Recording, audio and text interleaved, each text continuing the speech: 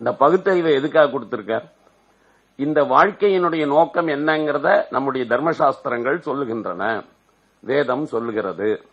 ஆகவே வேதம் சொல்லி இருக்கிற அந்த வாழ்க்கை நெறிமுறையை நீ தெரிந்து கொள்வதற்கு இந்த அறிவு பயன்படும். அதுல எது விலக்கத்தக்கது, எது வேண்டத்தக்கது, எது செய்ய வேண்டியது, எது செய்யக்கூடாதது என்கின்ற விஷயங்கள் எல்லாம் தெளிவாக கூறப்பட்டிருக்கின்றன. அவற்றை மனிதன் கடைபிடிக்க வேண்டும். இப்ப கடைபிடிப்பதா கடைபிடிக்காமல் இருப்பதா அப்படிங்கிற விஷயத்துல பகவான் டஸ் நாட் இன்டர்ஃபியர். வேதம் தர்மசாஸ்திரம் எல்லாமே பகவான், வேதங்களே பகவான் தான். அதனால பகவான் வேதமாகவே வந்திருக்கான். அவனே நம்ம கண்முன்னால வேதத்தை சொல்லிவிட்டான். வேதம் ஆக்ஞை விடுகிறது, சத்தியம் வத தர்மம் சர, அப்படி 1008 விஷயங்களை சொல்லிவிட்டது. சத்தியம் வதன்னு வேதம் சொல்லுகிறது. சத்தியம் பேசணுமா வேண்டாமா அப்படிங்கறத முடிவு பண்றதுக்கான பகுத்தறிவு எனக்கு இறைவன் கொடுத்துட்டான். ஆகவே இந்த ஆணையை ஏற்றுக்கொள்வதும் ஏற்றுக்கொள்ளாமல் இருப்பதும் நீ உன்னுடைய பகுத்தறிவை எப்படி பயன்படுத்துகிறாய் என்பதை பொறுத்து அமையும். ஆகவே அப்படி அது சொன்னபடி நல்லது செஞ்சா நல்ல பலன், கெட்டது செஞ்சா கெட்ட பலன், அதுல என்ன சொல்லி இருக்கோ அதுல எதை வேணா நீ சூஸ் பண்ணிக்கலாம். I don't interfere. ஏன்னா பகவான் இடத்துல உத்தங்கர் கேட்டார் இந்த கேள்வி. கிருஷ்ண பகவான் கிட்ட குருட்சேத்திர போர் முடிஞ்சு திரும்பி வருகிற பொழுது உத்தங்கர் என்கின்ற மகரிஷிக்கு ரொம்ப ஆத்திரம் வந்துருச்சு கண்ணன் மேல. என்னையா இவ்வளவு அநியாயமா இவ்வளவு பேர் சாகரத்துக்கு எல்லாம் ஏற்பாடு பண்ணிட்டான். ஒரு குடும்பத்துல ஒரு பிள்ளை கூட மிஞ்சல, 100 பிள்ளைகளும் செத்து போயிட்டாங்க. 2 பேரும் வேண்டியவன் தானே. உனக்கு என்ன பாண்டவர்கள் வேண்டியவர்கள் அவர்கள் வேண்டாதவர்களா? 2 பேருமே உறவு முறையை பார்த்தாலும் அவன் சம்பந்தி. அவன் பிள்ளைய கொடுத்திருக்கான், அவன் பிள்ளைக்கு உன் பொண்ணை கொடுத்திருக்கு. அவன் கிருஷ்ணனுடைய பிள்ளைக்கு துரியோதனன் தன் பெண்ணை கொடுத்திருந்தான். அப்படி பார்த்தாலும் சம்பந்தி.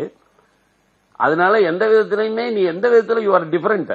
ஆகவே இவங்க அத்தை பிள்ளைங்க, அவ்வளவுதானே வித்தியாசம். அப்படி இருக்கிற போது ஏன் ஒரு குடும்பத்தை அழிப்பதற்கு இவ்வளவு பெரிய முயற்சி? அந்த குடும்பம் மட்டுமா அழிஞ்சது? இவர்கள் பக்கம் சேர்ந்த படைகள், அவர்கள் பக்கம் சேர்ந்த படைகள், சம்பந்தமே இல்லாத பல சத்திரியர்கள் எல்லாரும் இறந்து போனார்கள். அப்ப அவருக்கு ரொம்ப ஆத்திரமா இருந்ததுனால கிருஷ்ணன் இந்த குருட்சேத்திர போர் முடிஞ்சு துவாரகைக்கு திரும்பி போய் கொண்டு இருக்கிற போது பிடிச்ச ஒரு கேள்வி கேட்டார். ஏயா உனக்கு என்ன திமிர் இருந்தா இப்படி எல்லாம் பண்ணியிருப்ப? நீ பேசாம உண்மையிலேயே உனக்கு என்ன கஷ்டம் எனக்கு புரியல. இவாளுக்கு நல்ல சிந்தனையை கொடுத்து இவர்கள் தவறுகள் செய்யாமல் இருக்கிறது உங்க கையில தானே இருக்கு. எல்லாமே உங்க கையில தானே. நீ தானே பகவான்.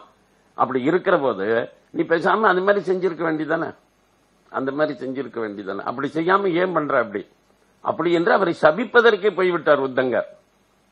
அப்ப ஏன் நீ துரியோதனாதியருக்கு ஏன் நல்ல புத்தியை கொடுக்கல?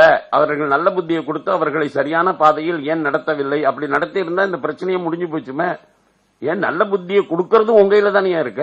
ஒரு நல்ல புத்தியை கொடுத்து நீ செயல்பட வச்சிருக்கலாமே. எனத்துக்கு அவளுக்கு கெட்ட புத்தியை கொடுக்கணும், கெடுதலை செய்ய வைக்கணும், அதுக்கப்புறம் கெடுதலுக்கு தண்டனையை கொடுக்கணும், அதனால அழிவு ஏற்படணும். அப்படி எல்லாம் பல கேள்வி கேட்ட உடனே கிருஷ்ணர் சிரித்துக் கொண்டே போய்விட்டார். உத்தங்கருடைய திறமைக்காக உத்தங்கருக்கு அவர் மேல இருந்த கருணையினால உனக்கு ஏதாவது வரம் வேணும் கேளுனார். எனக்கு உங்கள்கிட்ட இருந்து கேட்டு பேருக்கு ஒண்ணுமே இல்லைன்னு ஒண்ணுதான். இந்த பாலைவனத்தில் நான் தெரிஞ்சுக்கிட்டு இருக்கிற போது எங்கேயாவது தண்ணி கிடைச்சா எனக்கு ரொம்ப உபயோகமா இருக்கும். நான் நினைக்கிற போது தாகத்துக்கு தண்ணி வேணும் அப்படின்னார். அதனால அந்த தண்ணி கிடைப்பதற்கான அருளை செய்துவிட்டு கிருஷ்ணர் போயிட்டார். உத்தங்கர்ட்ட ஒரு விஷயம் சொல்லிட்டு போனார். இதை நீயே யோசிச்சு தெரிஞ்சுக்கன்ட்டு போயிட்டார். ஏன் இப்படி நடக்கிறதுங்கிறத நீயே தெரிஞ்சுட்டு போயிட்டோம். அப்பதான் நமக்கு புரியற விஷயம் அது என்னன்னு கேட்டாக்க, பகவான் எது நல்லது எது கெடுதல் என்று தீர்மானிக்கிற பொறுப்பை நம்மிடமே விட்டு விடுகிறார். அதுக்கு தேவையான இன்ஸ்ட்ருமெண்ட் கொடுக்காம இருந்தா கஷ்டம். இப்போ ஒரு பூனைக்கு திருடக்கூடாதுன்னு சொல்ல முடியுமா? சார் பூனை திருடி பிடிச்சு சார், திருட்டு பூனை நம்ம திட்ட முடியுமா சொல்லுங்க பாப்போம். நாம திட்டுறோம், அது வேற விஷயம். நம்ம வீட்டுல ஒரு பால் குடிச்சிட்டு போயிடுச்சுன்னா அதை திருட்டு பூனைன்னு திட்டுறோம். ஆனா கொஞ்சம் யோசிச்சு பார்த்தா பூனை எப்படி திருட முடியும்? பூனைக்கு தன் பொருள் பிறர் பொருள் ஏதாவது தெரியுமா? அதுக்கு பகுத்தறிவு கிடையாது. ஆகவே அதுக்கு அந்த அறிவை பகவான் கொடுக்கலையா? அதனாலதான் நீங்க பாத்தீங்கன்னா வேற எந்த ஜீவராசிக்கும் பாப புண்ணியமே கிடையாது. பாப புண்ணியம் என்பது மனிதர்களுக்கு மட்டும்தான். அதனால எதனால? பிகாஸ் இந்த பகுத்தறிவை கொடுத்திருக்கிறதுனால. மற்ற ஜீவராசிகளுக்கு பகுத்தறிவை பகவான் கொடுக்கல. அதனால பாவம் பண்றது புண்ணியம் பண்றது ரெண்டுமே கிடையாது. அனுபவிக்கிறதோட சரி. You have to live that life. அதோட முடிஞ்சு போச்சு அது. ஆனா இங்க அப்படி இல்ல. It is not just living. இந்த இடத்துல பர்தரா கர்மா பண்றதுக்கு உனக்கு அதிகாரத்தை கொடுத்திருக்கான். அந்த டிஸ்கிரிமினேட்டிங் ஃபேக்கல்ட்டியை கொடுத்திருக்கான். எது ரைட் எது ராங் அப்படிங்கறத நீயே முடிவு பண்ணி நீயே தீர்மானம் பண்ணிக்கோ. தவறு செய்தால் பலன் தவறாகத்தான் இருக்கும். நல்லது செய்தால் பலன் நல்லதாகத்தான் இருக்கும். இதுவும் இன்னெவிட்டபிள். அதனால சிலது லாங் ரேஞ்சில் தான் பலன் கொடுக்கும், சிலது ஷார்ட் ரேஞ்சில் பலன் கொடுக்கும். அதனால அதுலயும் அவன் தலையிடுறதே கிடையாது. சில பேருக்கு என்ன சார் அவர் இவ்வளவு கஷ்டம் ரொம்ப கெடுதல் பண்ணிட்டு இருக்காரு, ஒன்னும் நடக்கவே இல்லை, நீங்க சொல்றபடி பார்த்தா அப்படின்னாக்க உன் கணக்குலயும் என் கணக்குலயும் இருக்கிற இந்த டைம் ஸ்பேஸ்ல இருக்காது, நடக்காது. டெபினட்டா ஒரு நாள் இல்லைன்னா ஒரு நாளைக்கு கெடுதல் செய்கிறவனுக்கு கெடுதலுக்குரிய தண்டனை கிடைத்தே தீரும். அதுல எந்த விதமான சந்தேகமும் மாற்றமும் கிடையாது. உனக்கு நீ பாக்குற பார்வை இந்த 30 வருஷம் 40 வருஷம் தான். ஆனா பகவானை பொறுத்த வரைக்கும் அல்லது பிரபஞ்ச சிருஷ்டியை பொறுத்த வரைக்கும் எத்தனையோ ஜென்மாக்கள் நாம எடுத்துட்டோம், இன்னும் எத்தனையோ ஜென்மா எடுக்க போறோம். அதனால நிச்சயமா என்னைக்காவது ஒரு நாளைக்கு நான் இன்றைக்கு செய்யக்கூடிய தீமைக்கு இந்த ஜென்மத்தில் அனுபவிக்கவில்லை என்றாலும் எத்தனையோ ஜென்மங்களில் அனுபவிப்பேன், ஏதாவது ஒரு ஜென்மத்தில் அனுபவிப்பேன். இதை கொடுத்துட்டு இப்ப இந்த பலனை நீயே பாத்துக்கடா அப்படின்ற பகவான் என்ன செய்யறான் அப்படின்னாக்க, இந்த கர்மாக்கள் எல்லாம் இவன் செய்கிற போது அந்த பலன்கள் தானாகவே வந்து அடையுமா அப்படின்னா வந்து அடையாது. அதற்காகத்தான் ஒரு டிபார்ட்மெண்ட் ஒன்னு இருக்கு, சித்திரகுப்தன், யமராஜன், அதெல்லாம் வச்சு அவளை ஒரு வெப்சைட் ஓபன் பண்ண சொல்லி அதுல பெரிய ஃபீட் பண்ணி ஒவ்வொருத்தனுக்கு ஒரு பாஸ்வேர்டு வேற, அந்த பாஸ்வேர்டு தட்டினா தான் அவன் கணக்கே வரும். ஆகவே அவன் கணக்கு அவன் இவ்வளவு பெரிய இன்டர்நேஷனல் லெவல்ல ஒரு பெரிய பிரபஞ்ச லெவல்ல இப்படி ஒரு மகத்தான ஒரு பரமா கம்ப்யூட்டரோ இது 10,000 பரமா கம்ப்யூட்டர்ஸுக்கு ஈக்குவலா ஒன்னு வச்சிருக்கான் அப்படின்னா அதுல எங்கேயாவது ஒரு சின்ன மிஸ்டேக் நடக்கிறதா பாருங்க.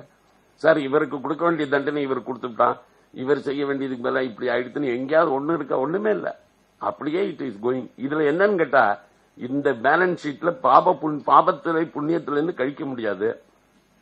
இது ரெண்டும் தனித்தனியா இருக்கும். இப்ப நாம வரவு செலவு பண்ணினோம்னா செலவு வரவு ரெண்டும் இருக்கும், அதுல ஏதாவது ஒண்ணு கழிச்சு ஒண்ணு நஷ்டமா லாபமான்னு தெரியும். இங்க அப்படி கிடையாது. The papas will stand this side and punyas will stand this side. There is no balancing between the two.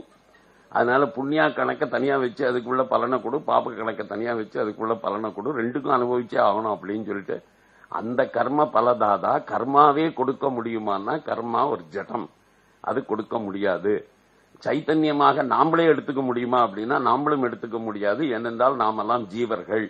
அதனால பரம சத்தியமா இருக்கிற பரபிரம்மம் ஒன்று மட்டும்தான் இதை செய்ய முடியும். அது தன்னுடைய லீலா வினோதத்தில் இதற்கான பல அதிகாரிகளை நியமித்து இதையெல்லாம் செய்து கொண்டிருக்கிறது. ஆகவே பலதாதா என்கின்ற அந்த பகவானை அடைவது, திரும்பவும் கர்மாக்களில் மாட்டிக்கொள்ளாமல் இருப்பதுதான் இந்த ஜீவனுடைய லட்சியம் என்கின்ற உயர்ந்த விஷயத்தை பிரம்மஞானி இந்த பிரபஞ்சத்தை பிரம்மஸ்வரூபமாக பார்க்க தொடங்குகிற வரைக்கும் இது தொடரும் அப்படிங்கிற மாதிரி அவர் இதை கொண்டு வருவதற்காகத்தான் வந்தார். இந்த மண்டனமிஸ்ரர் வாழ்ந்திருந்த மாகிஷ்மதி நகரத்திற்கு இவர் சேர்ந்துட்டார். இந்த மண்டனமிஸ்ரர் அப்படிங்கிறவர் யாருன்னா originally they hail from Kashmir, காஷ்மீரத்தை சேர்ந்த ஒரு குடும்பத்தை சேர்ந்தவர்கள். இது மாதவிய சங்கர திக்விஜயம் அப்படின்னு ஒன்னு இருக்கு. இந்த மாதவிய சங்கர திக்விஜயத்துல 3வது அத்தியாயத்துல இவர்களுடைய வரலாறு சொல்லப்பட்டிருக்கிறது. வரலாறுன்னு சொல்லுகிற போது எங்கேயுமே இந்த மாதிரி அந்த காலத்து புத்தகங்கள் எல்லாவற்றிலுமே நீங்க பாத்தீங்கன்னா இப்ப எழுதுகிறவர்களும் அப்படியே எழுதுகிறார்கள். அதான் அதுல இருக்கிறது. அதாவது யாரு எந்த இருந்தாலும் அவ ஏதாவது ஒரு அவதாரமா தான் இருக்கணும். அதனால இப்ப இந்த மண்டனமிஸ்ரர் யார்? சங்கரருக்கு டிசைபிளாக போகிறவர். அவருக்கு ஒரு ரோல் இருக்கு. அப்ப இவர் எப்படி வந்தார் அப்படின்னு சொல்லுகிற போது பிரம்மாவே வந்தார் அப்படின்னு சொல்லிட்டு சங்கர திக்விஜயம். இதை பல நூல்களும் ஏற்றுக்கொண்டு விட்டன. ஆகவே பிரம்மாவனுடைய அவதாரம் எப்ப சிவபெருமான் சங்கரராக வருவது என்று முடிவெடுத்தாரோ உடனடியாகவே பிரம்மா மண்டனமிஸ்ரராக வருவது என்று முடிவெடுத்தார். அதன்படி பிரம்மாவே தான் இந்த இடத்துக்கு வந்திருக்கிறார் அப்படின்னு.